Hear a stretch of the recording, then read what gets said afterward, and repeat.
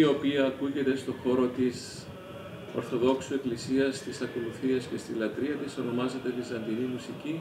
Είναι η μουσική η οποία αναπτύχθηκε στον χώρο του Βυζαντίου. Θα μπορούσε να διερωτηθεί κάποιος για ποιο λόγο πρέπει κάποιος να μάθει Βυζαντινή μουσική. Θα έλεγα πρωτίστως ότι στον κάθε άνθρωπο ο Θεός έδωσε διάφορα χαρίσματα τα οποία πρέπει ο άνθρωπος να ψάξει να τα βρει και να τα πολλαπλασιάσει σύμφωνα με τη σχετική Ευαγγελική περικοπή, όχι για ίδιον όφελος, αλλά για τη διακονία του πλησίον και προς δόξαν Θεού. Γι' αυτό λοιπόν με τη φροντίδα της Μητροπόλεως λειτουργεί η Σχολή Βυζαντινής Μουσικής στη Μητρόπολη Τριμηθούντος και καλώ όλους όσοι έχουν ενδιαφέρον αλλά και αγάπη προς την Εκκλησία να προσέλθουν και να μάθουν Βυζαντινή μουσική. Στη σχολή διδάσκουν έμπειροι μουσικοδιδάσκαλοι και γι' αυτό να είστε βέβαιοι ότι έχετε πάρα πολλά να ωφεληθείτε από την παρουσία σας στη σχολή της Βυζαντινής μουσικής της Ιεράς Μητροπόλεως Τριμηθούντος. Σας περιμένουμε όλους με πολύ χαρά. Η σχολή μας ονομάζεται Άγιος Σπυρίδων από τον Πολιούχον Άγιο της Μητροπόλεως μας, της Μητρόπολης Τριμηθούντος, και είναι σχολή Βυζαντινών και παραδοσιακών τεχνών. Από τη μια διδάσκουμε Βυζαντινή μουσική, έχουμε 5 μουσικοδιδασκάλους και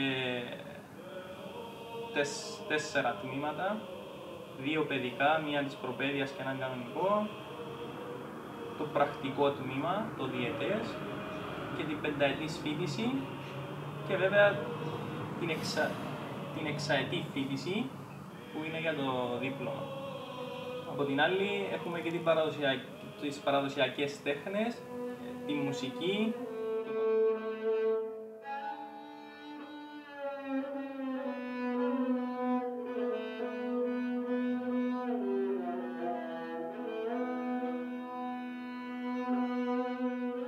Η αγάπη για τις μουσικές παραδόσεις που προσεγγίζουμε με τα συγκεκριμένα μουσικά όργανα αποτελεί μια μορφή αντίσταση στη σημερινή εποχή, αλλά αποτελεί μια πρόταση τέχνης μέσα από την οποία καλούμαστε να ανακαλύψουμε πρώτα τον εαυτό μας, την ταυτότητα μας και τις σχέσεις που έχει ο ηχητικός μας πολιτισμός με την ιστορία του τόπου μας. Είναι πάρα πολύ σημαντικό ότι περνούμε καλά, ότι μπορούμε να εστιάζουμε στα θετικά στοιχεία της ζωής, στα όμορφα μέσα από τη μουσική, να κάνουμε καινούριους φίλους, να γνωρίζουμε ουσιαστικά πλευρές που μας λείπουν από τη ζωή μας και να χτίσουμε βιώματα. Γιατί μέσα από τα βιώματα μαθαίνουμε.